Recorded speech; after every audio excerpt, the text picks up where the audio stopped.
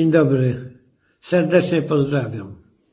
Serdecznie pozdrawiam wszystkich użytkowników i tych, którzy nas lubią, i tych, którzy nas nie lubią, ale dobrze, że jesteście aktywni, że chcecie mieć informacje, że się wymieniacie informacjami. Gratuluję i jeszcze raz pozdrawiam. Miłość, przyjacielu, to dym, co z parą westchnień się unosi. To żar, co wokół szczęśliwego płonie. Morze łez, w którym nieszczęśliwy tonie. Czymże jest więcej? Istnym amalganem, żółcią trawiącą i zbawczym balsamem. William Shakespeare, Romeo i Julia. Cześć, witam Was, moi drodzy. Dzisiaj bardzo nietypowy filmik i już Wam śpieszę wyjaśniać dlaczego. Dzisiaj Wam powiem o grzesznej miłości w bogobojnym PiS. No, któż to słyszał? No, powiem Wam tak.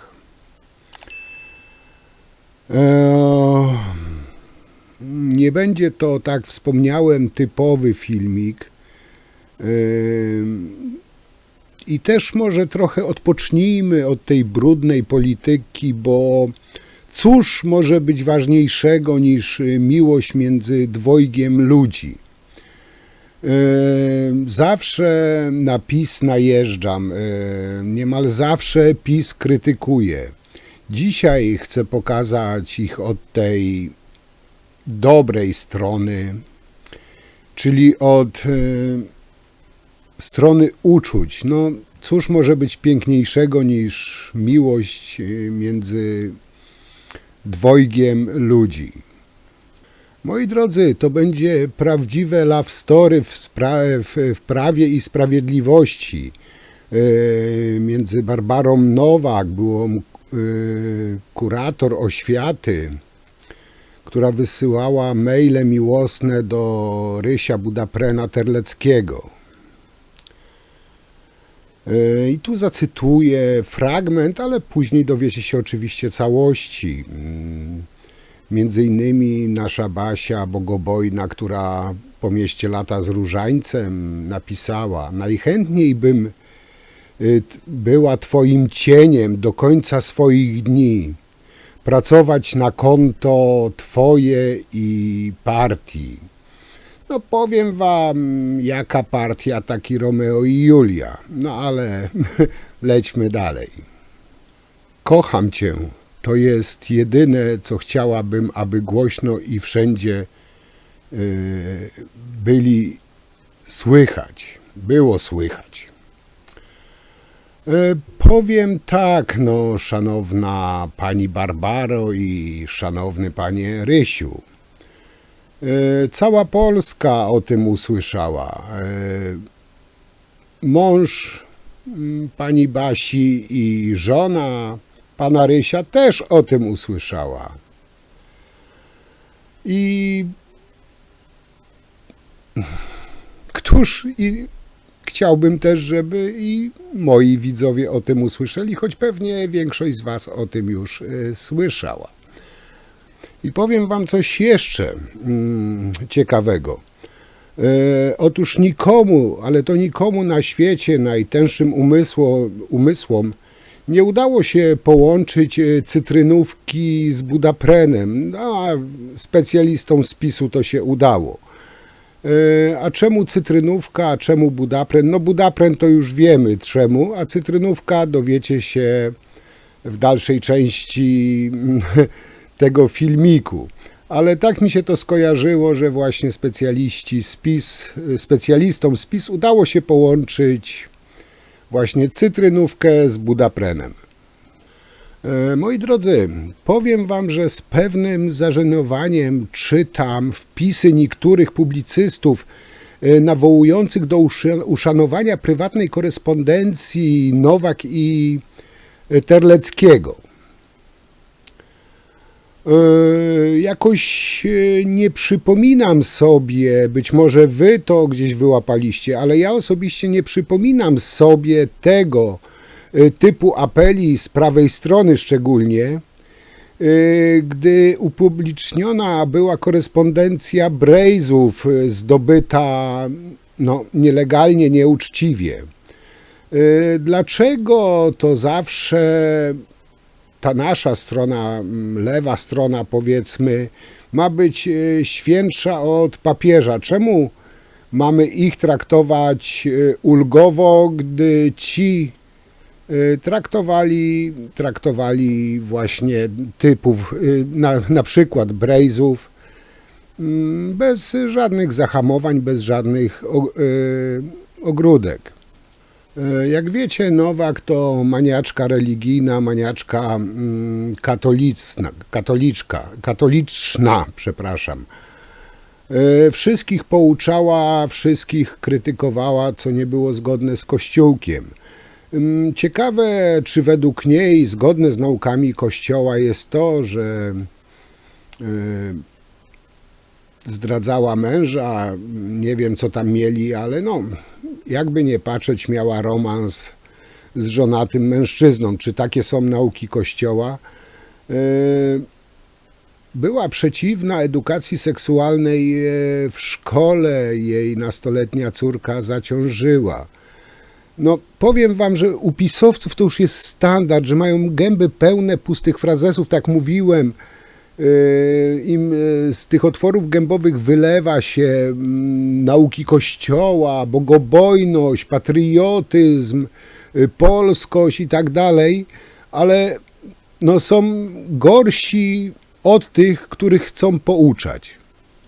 Choć ten Ryszard, ten drań jeden, wykorzystał niewinną niewiastę i zostawił. Ryszard, ty draniu, chciałoby się rzec. Ale nie będę tutaj, że tak powiem, zbyt mocno kopał leżącego. Moi drodzy, chciałbym tutaj wprowadzić nastrój, romantyzm i nie wiem, jak to tam dalej nazwać, i przeczytać wam list zakochanej Baśki do Ryszarda. Jest to list, który wypłynął do sieci, można tak powiedzieć, i który nie spodobał się tej prawej stronie. Oczywiście z prawej strony jest cisza, milczenie, ale to jest standard. Ale z tej strony, po której my jesteśmy, czyli po stronie gorszego sortu, wszystko wypływa na wierzch. I teraz, moi drodzy, cóż, przejdę do przeczytania listu Barbary do Ryszarda, werset 4, rozdział 5. Wczujcie się w rolę, skupcie się. Ja postaram się tutaj dać odpowiedni nastrój, muzyczkę, tak żeby to wszystko wyglądało bardzo, bardzo romantycznie. Bo nie ma chyba nic gorszego niż złamane serce, zraniona miłość. A z tego listu wynika, że Ryszard to drań, a Basia bardzo cierpi. Więc zacznijmy. Jakaś muzyczka i lecimy. Uwielbiam cię, to oczywiste. Mam świadomość upływającego bezlitośnie czasu i dlatego chcę, żebyś był świadomy tego, co w moim mniemaniu jest najważniejsze. Nie chcę niedomówień, których nie poznałeś, gdy mnie nie będzie na tym świecie. Nigdy przez ten koszmarny rok nie szukałam winy w tobie, ale wiem, że to ja gdzieś zawiniłam. Pamiętam ostatnie nasze spotkanie, kiedy opowiadałam, kim jesteś dla mnie, a ty milczałeś. Potem było gorzej. Ja walczyłam głupio, po babsku, a ty chłodno mnie obserwowałeś. Przyjęłeś taktykę niekomentowania, przyciągania. Często ostatnio zastanawiałam się nad tym, że jesteś mimo wszystko bardzo uczciwy wobec mnie, bo przecież mógłbyś wykorzystać oddaną tobie bez reszty Baśkę jako broń, bo wiesz, że ja dla ciebie wszystko zrobiłabym. Ale nie wykorzystałeś tego. Wystarczyło dać mi niewielki pozór, lekkie kłamstewko, a ja byłam szczęśliwa i wszystko zrobiłabym, co byś chciał. Głupie, prawdziwe, typowo babskie. Wiedza podstawowa z psychologii. Oczywiście istniał margines błędu, a ja tak naprawdę nie jestem do końca przewidywalna, nawet dla siebie.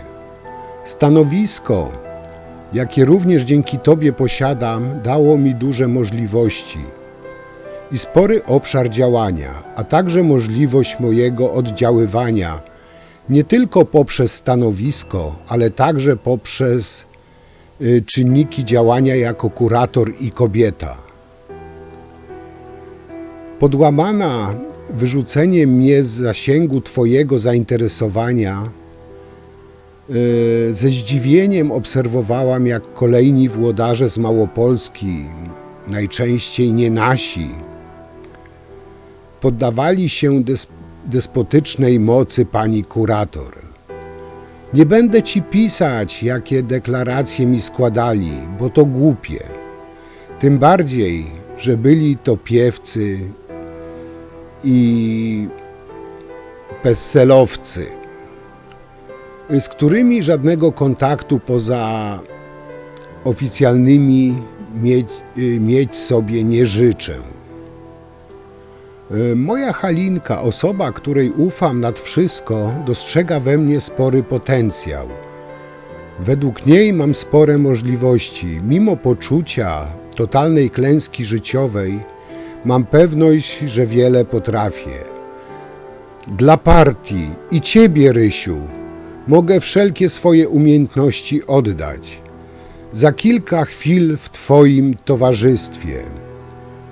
Poszedłeś dziś po papierosy, a ja zadałam sobie pytanie, dlaczego nie cieszę się chwilą? Przecież to tylko się liczy dziś, a nie wiem, ile czasu nam zostało.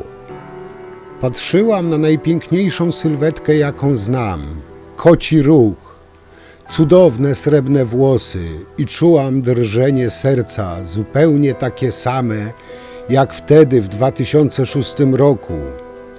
Zobaczyłam Cię w mojej szkole, dlatego powiedziałam to moje ostatnie zdanie, ze wszechmiar prawdziwe.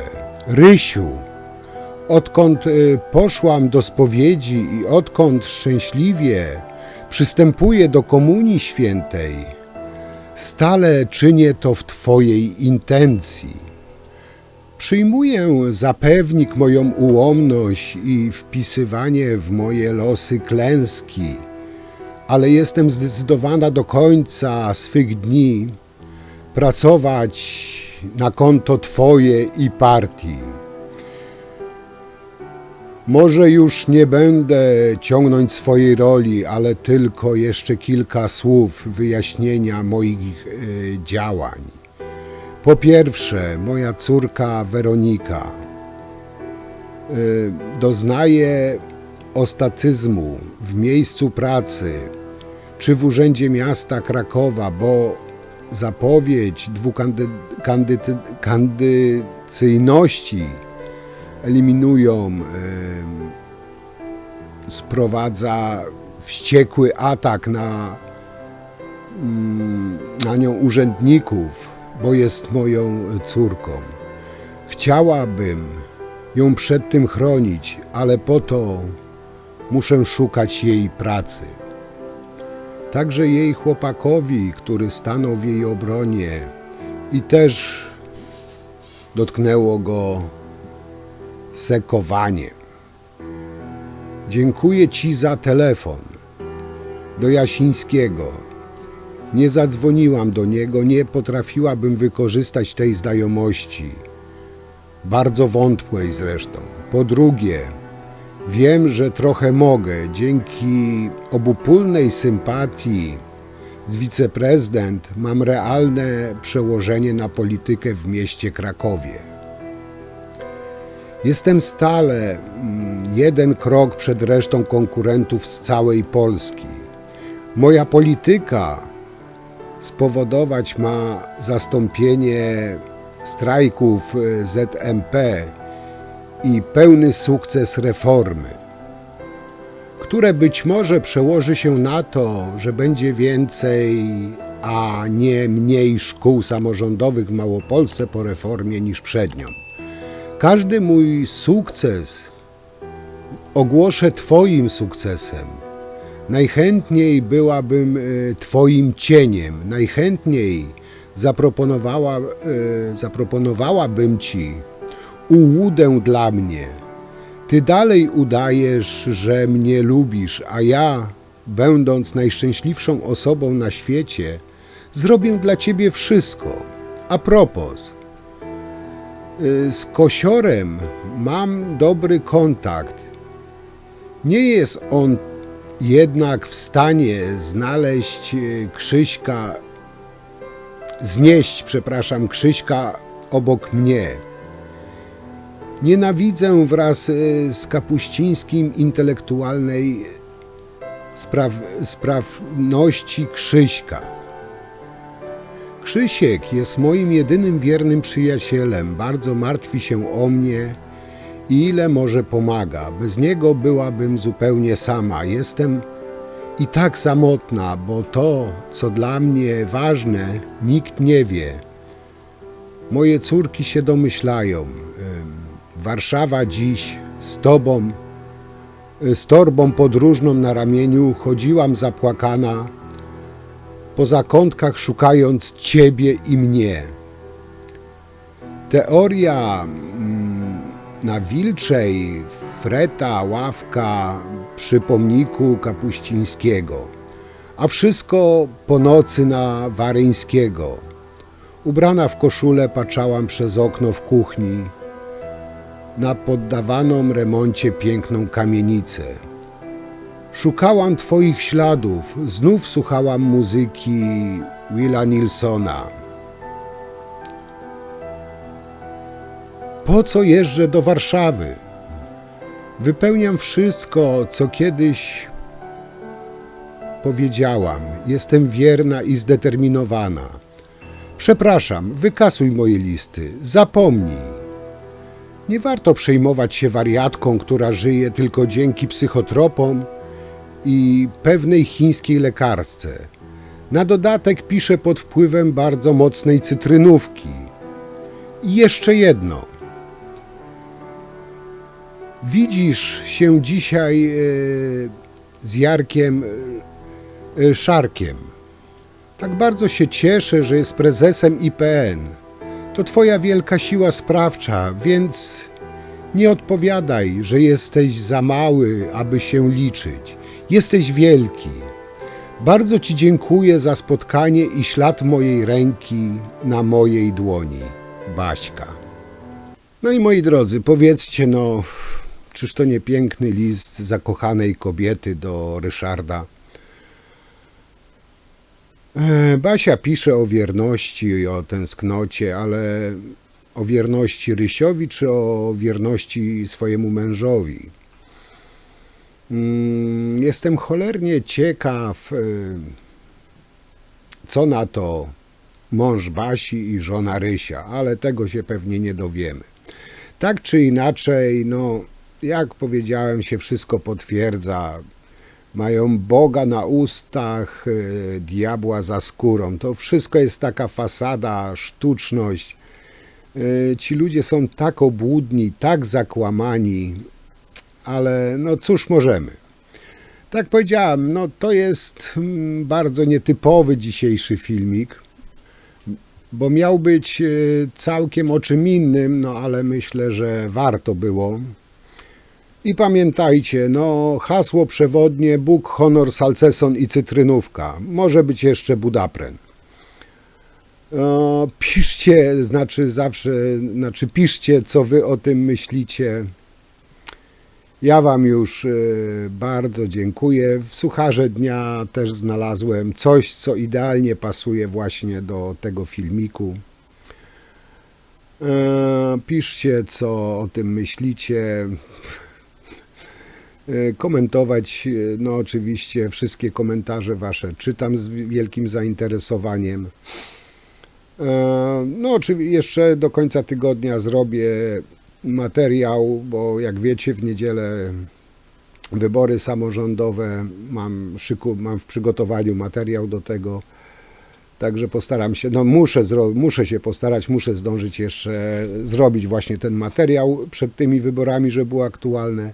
A dzisiaj wam bardzo dziękuję i do zobaczenia przy następnym materiale. Trzymajcie się, cześć!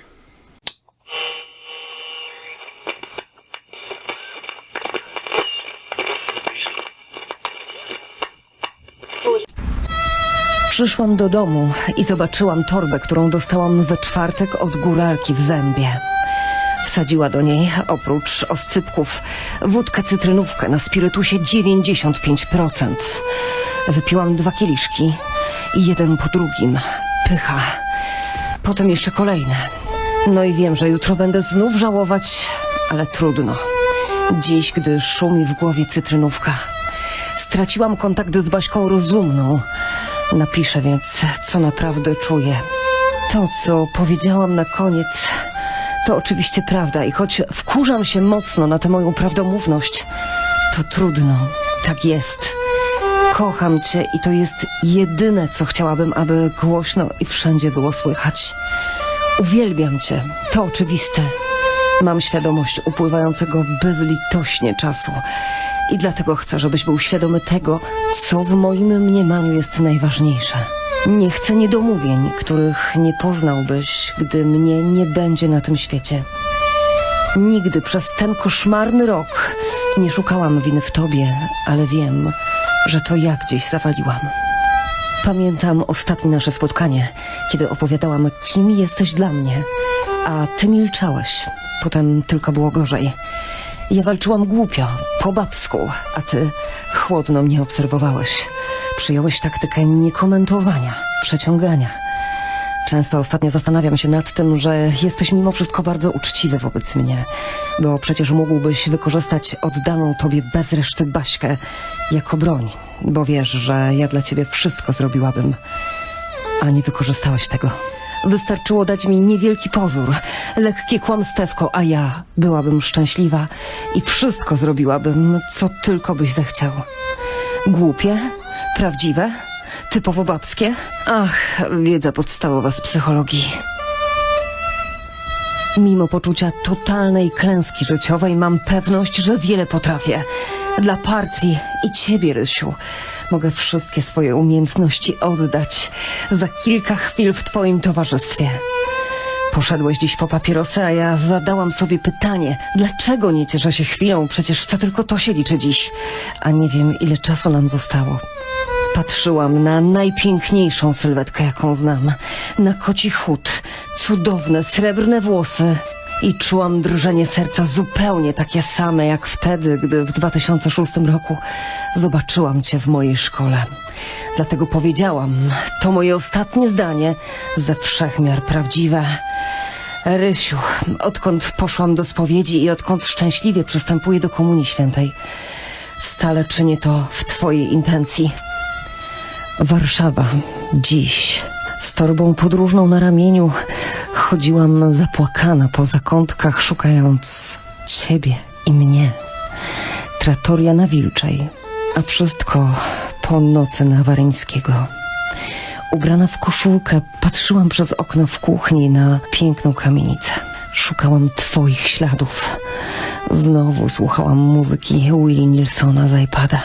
Po co jeżdżę do Warszawy? Wypełniam wszystko, co kiedyś powiedziałam. Jestem wierna i zdeterminowana. Przepraszam. Wykasuj moje listy, zapomnij. Nie warto przejmować się wariatką, która żyje tylko dzięki psychotropom i pewnej chińskiej lekarce, a na dodatek pisze pod wpływem bardzo mocnej cytrynówki. Jeszcze jedno. Widzisz się dziś z Sierkiem Szarkiem. Tak bardzo się cieszę, że jest prezesem IPN.